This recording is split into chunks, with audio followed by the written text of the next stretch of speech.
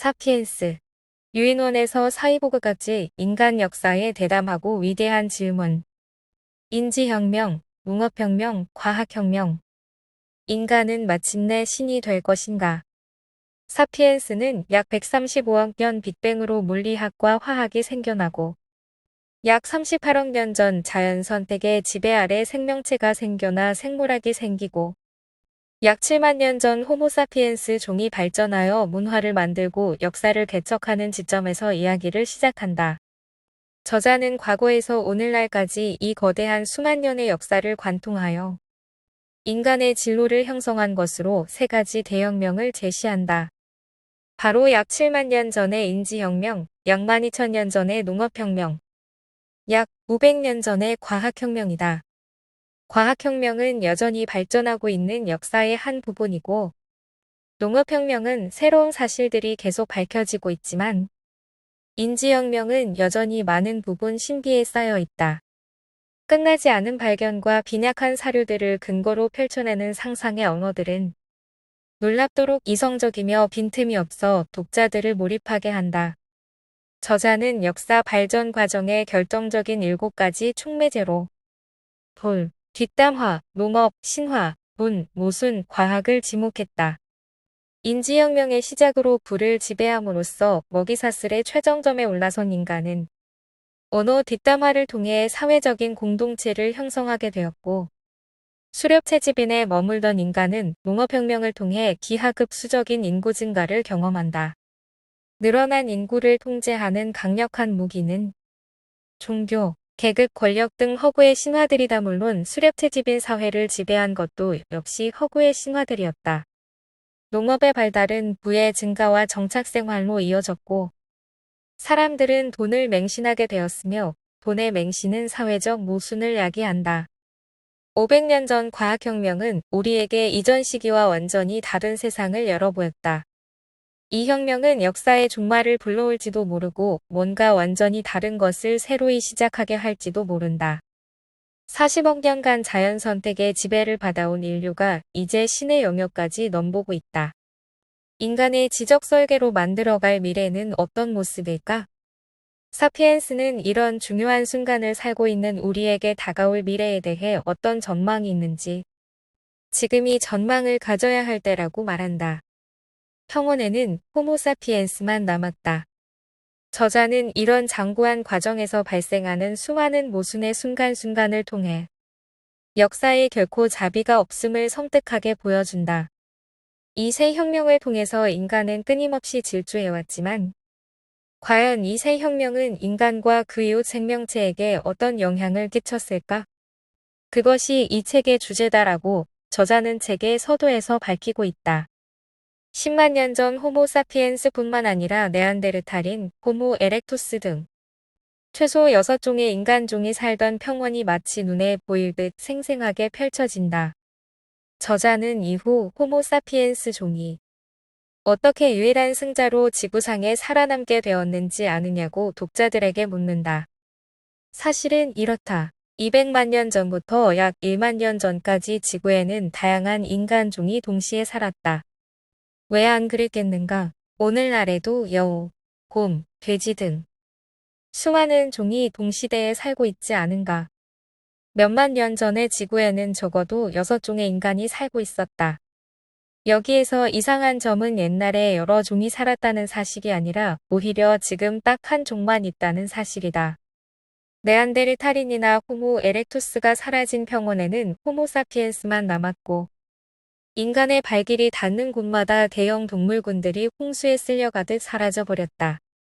인간의 필요에 의해 강제로 복종한 소, 돼지, 양, 개 등 몇몇 종만이 개체수를 늘릴 수 있었지만 산업적으로 강제 사육당하는 그들의 삶은 비참하고 잔인하기 그지없다. 유럽 사람들에게 돈은 죽음도 불사할 만큼 매력적인 것이었다. 더 많은 돈을 벌기 위해 신대륙을 찾아 떠난 사람들은 아메리카 원주민들을 학살했고 아프리카 사람들을 노예로 활용해 더 많은 자본을 축적했다. 노예 산업에 돈을 투자한 평범한 유럽 사람들은 악한 사람들이 아니었다. 단지 무관심하고 무지했을 뿐이다. 이런 자본은 서구 세계의 과학과 문화 발전의 밑거름이 되었고, 이제 인간의 과학은 불사부사의 길가메시 프로젝트를 약속한다.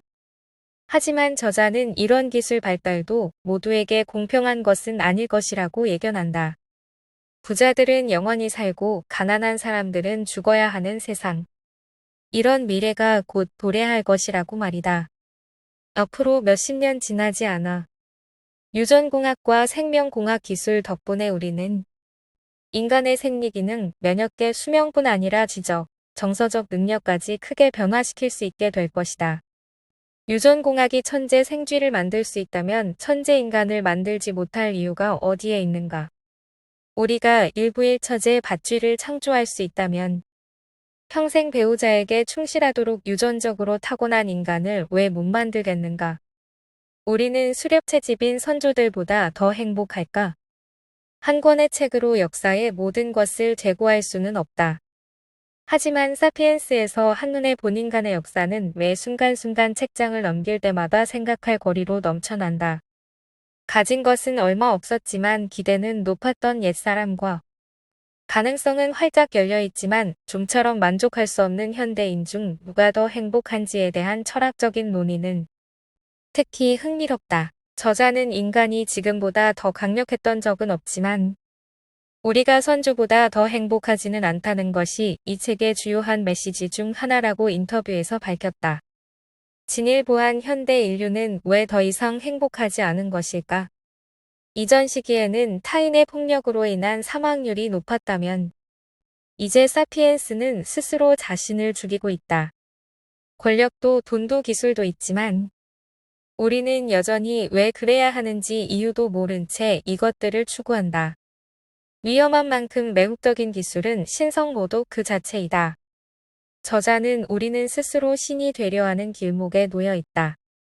하지만 우리는 이것이 우리가 진정 원하는 것인지 알지 못한다고 한다. 인간이 추구하는 인본주의, 민족주의 등의 의미들은 망상일 뿐이고 개인의 환상을 집단적 환상에 맞추어 행복을 찾으려 해도 결국 이것은 자기 기만일 뿐이라고 우물한 이야기를 한다. 하지만 일말의 여지를 남긴다. 행복에 대해 연구를 시작한 것은 얼마 되지 않았고 행복에 대한 가능성은 더 많이 열려 있는 것이다. 우리가 아는 한 순수한 과학적 관점에서 볼 때 인간의 삶은 절대 아무런 의미가 없다. 인류는 목적이나 의도 같은 것 없이 진행되는 눈먼 진화 과정의 산물이다. 우리의 행동은 뭔가 신성한 우주적 계획의 일부가 아니다. 내일 아침 지구라는 행성이 터져버린다고 해도 우주는 아마도 보통 때와 다름없이 운행될 것이다. 그 시점에서 우리가 아는 바로는 인간의 주관성을 그리워하는 존재는 없을 것이다. 사람들이 자신의 삶에 부여하는 가치는 그것이 무엇이든 망상에 지나지 않는다. 사람들은 자신의 결정이 가져올 결과를 전체적으로 파악하는 능력을 갖고 있지 않았다. 추가로 노동을 더 하려고 결정할 때 사람들은 이렇게 생각했다. 이러면 일을 더 해야 하는 건 사실이지만 소화량이 많이 늘어날 거야. 흉년 걱정을 할 필요가 더 이상 없을 거야. 아이들이 배가 고픈 채로 잠자리에 드는 일도 없을 거야. 그것은 이치에 닿았다. 일을 더 열심히 하면 삶이 더 나아지겠지. 계획은 그랬다. 사람들은 더 열심히 일했다. 하지만 그들은 아이들의 숫자가 늘어날 것이라는 사실을 내다보지 못했다. 추가로 생산된 밀은 숫자가 늘어난 아이들에게 돌아가야 했다. 그렇다면 왜 계획이 빗나갔을 때 농경을 포기하지 않았을까? 작은 변화가 축적되어 사회를 바꾸는 데는 여러 세대가 걸리고 그때쯤이면 자신들이 과거에 다른 방식으로 살았다는 것을 아무도 기억하지 못하기 때문이다. 인구 증가 때문에 돌아갈 다리가 불타버렸다는 것도 한 이유였다. 쟁기지를 도입함으로써 마을의 인구가 100명에서 110명으로 늘었다고 가정해보자.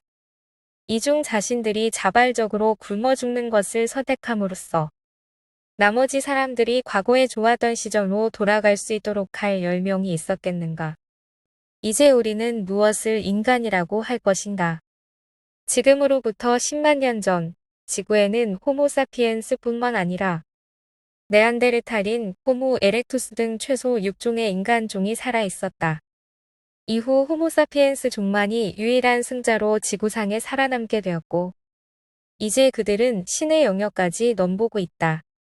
사피엔스는 이처럼 중요한 순간을 살고 있는 우리에게 다가올 미래에 대해 어떤 전망이 있는지, 지금이 전망을 가져야 할 때라고 말한다. 저자는 앞으로 몇십 년 지나지 않아 유전공학과 생명공학 기술 덕분에 인간의 생리기능, 면역계, 수명뿐 아니라 지적, 정서적 능력까지 크게 변화시킬 수 있게 될 것이라고 예측한다. 하지만 이런 기술 발달은 모두에게 공평한 것은 아니다. 부자들은 영원히 살고 가난한 사람들은 죽어야 하는 세상이 곧 도래할 것이라는 말이다. 하지만 저자가 우울한 이야기만 풀어놓는 것은 아니다.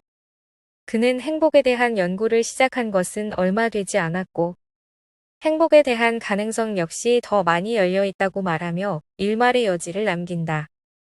이제 인류가 멸종할 것인지 더 나은 진보를 이룩할 것인지 어떤 것에 방점을 두고 어떤 미래를 만들 것인지에 대해 함께 고민해야 할 때이다.